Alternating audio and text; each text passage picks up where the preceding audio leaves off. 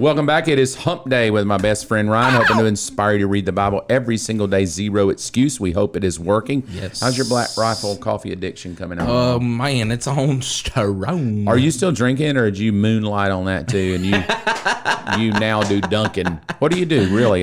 Do you drink Black Rifle or you Dunkin'? I have some Black Rifle at home. Okay, what's your go-to? Kombucha. Right Yeah. now- Are you drinking kombucha?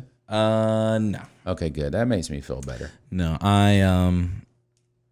I'll be nice. I have been drinking Beyond Black. Okay, good. Yeah, it's probably my favorite. I like a little bit of bite on it. One more thing we're learning about you, because you've been gone so long.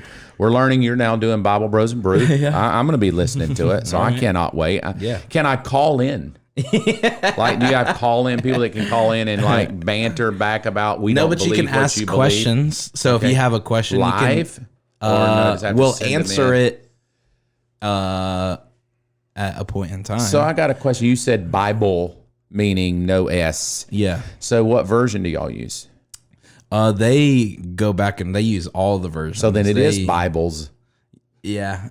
So that's a lie. That's a good point. I'm going to take that to them. So that and is a say, hey, lie. we need Because to- I read Bible, I'm thinking y'all are KJV only. Yeah, no, they go from everything from New Living Translation to NIV to Okay. the Kenneth Weston version, which I don't think you can really even get that I anymore. don't even know who he is. Yeah. This though, man, you've been Yeah. moonlighting for us. How's this going? Anybody buying anything? It's good. Yeah, Charity Lina wanted to buy a shirt for her dad for Father's Day. Dude, I love it. Critique queen for Yeah. him. That's what I would do. So I've been tossing some new ideas. How are those designs coming along? They are still in the pipeline, but I like them. that. I think they're going to be good. Yeah, I think they're going to be good. So this is up and running. So thank you so much, man. Thank you for those that want to know. Ryan is moonlighting for us too. You do a lot of moonlighting. Shop.mybelieverschurch.com to get all the merch. Yeah. Can you give me a little bit of things they can get there? A couple Yeah, of merch items. You can get a T-shirt, Several of them. a Critique Queen shirt. Robin said she wouldn't wear it, and I said, yeah, you will. I'm ordering her one, and I'm probably going to wear it too in her honor. Yeah, and then we have you can get a Critique Queen tote bag. I love it. You want to tote it around, coffee mugs, that kind of stuff. So it's gonna be good. We'll have shirts coming soon, and maybe even watches. So I love it. I'm excited about it. It's Yeah, gonna me too. watches. yeah, That's going to be cool. yeah. Man, I had no clue you were doing that. So tomorrow, we do our big hoorah with Little Pooh. Little Pooh. Lil Pooh going to be here. Is he a rapper? It sounds like a rap name, Lil Pooh. Yeah, I think he can. How old rhyme. is he? How old are you? 12. Oh, Jesus. Have we signed some child endangerment clause or anything like that? Because I don't want to get sued. Like, we got a kid on here who sues us. Like, he eats something and chokes. Yeah, like I think. Is he good? He's good? I think he'll be good. All right, cool. Well, I'm excited to have him. Man, I'm excited to have you back. It's just fun having you around. I just feel like I'm home. I'm happy. Your mother's happy. Your sister's happy. I'm happy that you're not really leaving me behind. Let's jump in, man. Hump Day today, and let's chat about what's going on. I want to ask you a question real quick. I want to just look at the TV real quick. I had Robin on. What's your thoughts about this pic? She says, "Hey, Paul, I have a fat face." I mean, you think? I don't think she has a fat face. I do. You should say it. Just No, go I'm not ahead. gonna say Just it. oh, come on. No. Because she already doesn't like me very She much. said it of herself. She goes, "You pulled out my fat face picture." So I just think that whoever took this picture didn't stage you very well. Because you're like, I look all scared. of your 5 head is above her, yeah, I look top scared. of her head, and that is scary. And do you like me better with a beard or without a beard? Oh, with a beard. She said that too. Here's me with nothing. I don't even know why she married me. Yeah, you know who you look like? Would you have been my friend if I looked like that? I've got a pleather jacket on. Right? At least she's cute. We agreed we didn't like the hair, but she's cute. Look at me, though. Yeah. I literally look like I'm trying to pick her up in a bar with my 1970 John Travolta pleather jacket. Yeah, and I couldn't even afford real You may or leather. may not have been on the spectrum of pedophilia. So what do you think about me? You won't talk about her, but what do you think about me? Yeah, you're on the spectrum of being a pedophile. So you don't mind putting me down. No. But her, you're scared. Yeah, I'm scared. Did you see that picture? Yeah, I that's a call good her the picture. Lion King. Right? Look at me again. Yeah. Look at the swooze. The the reason I'm swoosh. showing you these pictures Yeah. is I'm almost 90% certain you don't ever watch the Bible Reading Project. But right? Because Joey and I both know that you think you don't like the way you look, so you don't watch yourself. Yeah, You've even admitted that. Yeah. But when you weren't on and it was Nessa, did you watch her? No. Did you watch Phil? No. Did you watch Robin? No. Why? I don't know. Why won't you watch the Bible reading? I watched a little bit of it, but I didn't like watch it religiously. But I mean, why? Why? It's your show. You created it. You're the producer. I don't know if it's your ideas. I wouldn't go that. I mean, you say that, but I wouldn't go as far as to say that. No, because I was going, welcome to the Bible reading project. Just looking at my phone. Yeah. This is you. Yeah, right. You got the TV, you put the desk, you got the mics, you set it all up. You said, this is what we're going to do. But then I find out you don't watch it. And it's not because of you and you think you're weird looking. You don't watch it regardless. So our viewers would like to know why. Right? Do you not like the bantering? Oh, I love the bantering. Okay, so why wouldn't you watch it with other people? Is it psychological? I don't know. I want to know, or otherwise I'm never having you back. I don't have an answer. I really don't know. Okay, so what if you were married? Are you married? Have you gotten married while you've been gone? And we don't know that. Did that happen? You're laughing. No. So you didn't get married. No. So what if you were? Yeah. And your wife was like, honey, I just feel like you don't ever spend time with me. Why? What would you tell her? I don't know. No, but that's not a good comparison.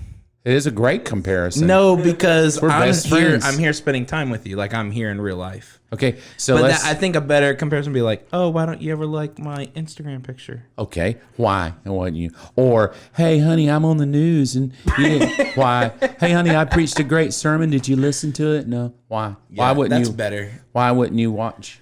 You're like, What would you say to her? I don't know. That's pitiful. That's why he's still single.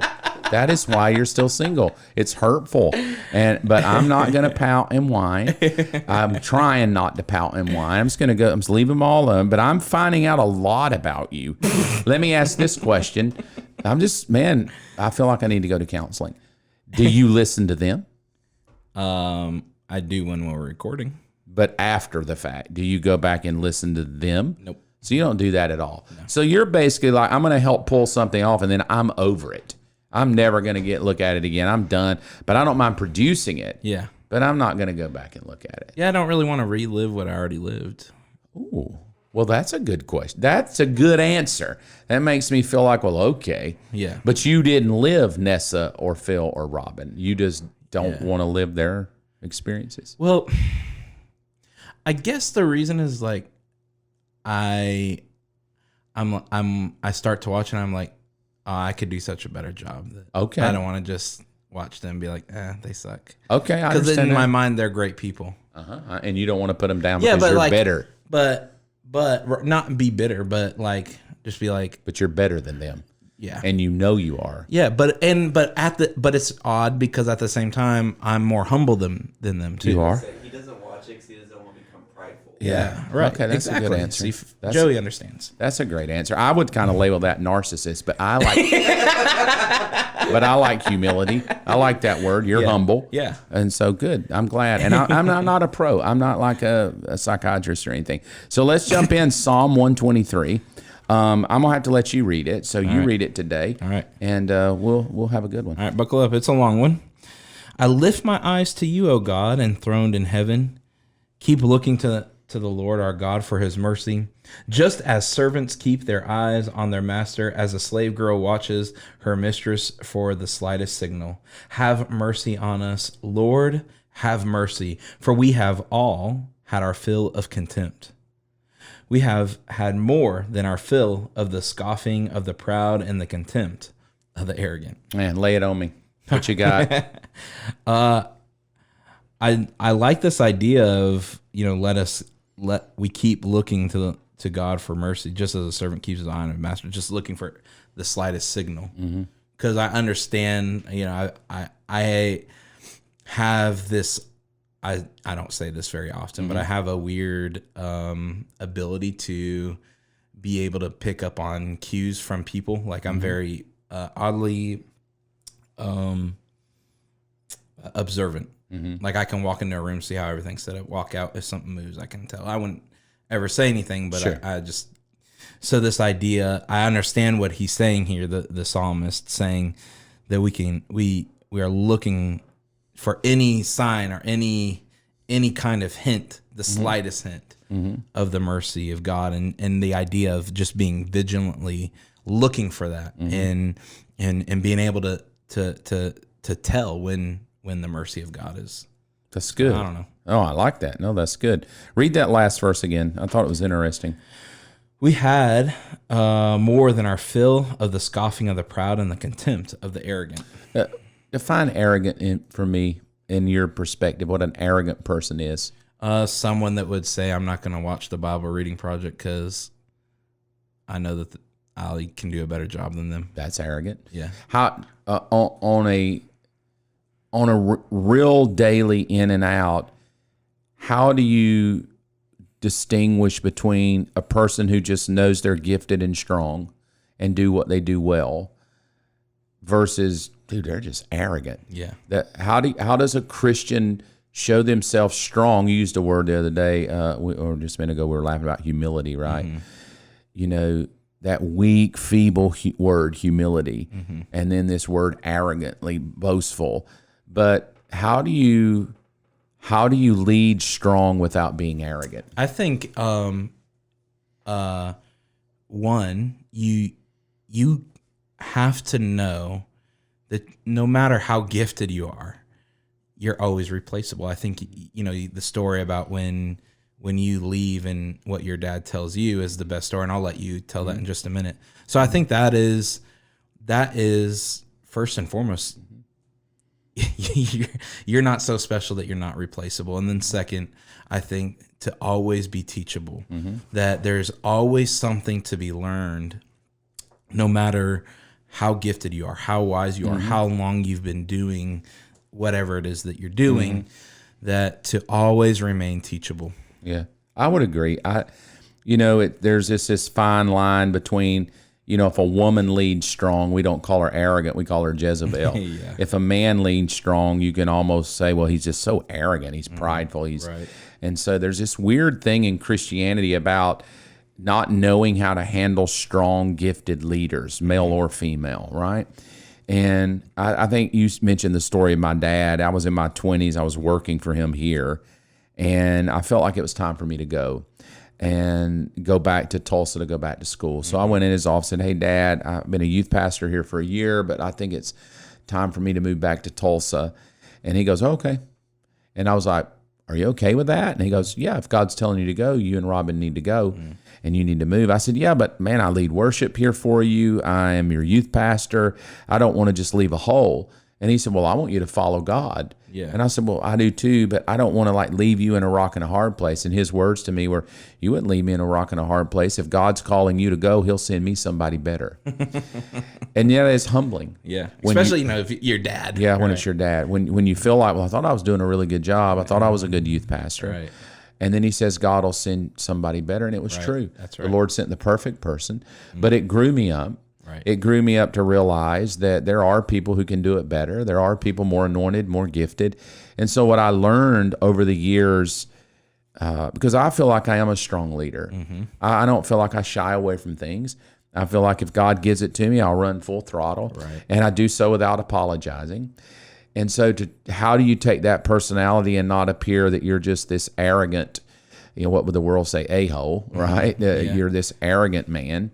And I think what I've learned just being a Christian is it's really hard to be arrogant and serve people. Yeah, it is. It's just hard to do. Yeah. And so I just always serve people. That's good. Man, I will vacuum. Right. I will move a chair. I will mow grass. I will, I need no special treatment. Right. If I walk in the room, you don't have to stand up and bow and take your hat off. Preachers in the room. Right. I have learned that the way to lead strong and not appear arrogant is to do so with a towel. Yeah. Put a towel on your shoulder and serve people. That's right. And I think we all know the story. If we're Christians, we know the story of Jesus that washes the feet, right? Well, you got the Son of God who's anointed. Even people's comments of him is there's nobody that has more wisdom and knowledge than this guy has. Right, He's right. downloading all kind of stuff here. Yeah, right.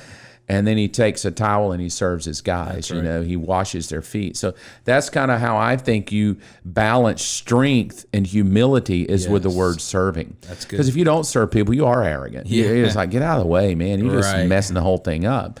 And but if we're not careful, we won't serve because we're trying to be so humble that, you know, poor pitiful me. And so I think we've just got to push people to strong leadership via serving. That's kind of how I answer that myself. So thank you for hanging out today, man. Are you ready for tomorrow? Ready. Little Pooh coming. Gonna win some money.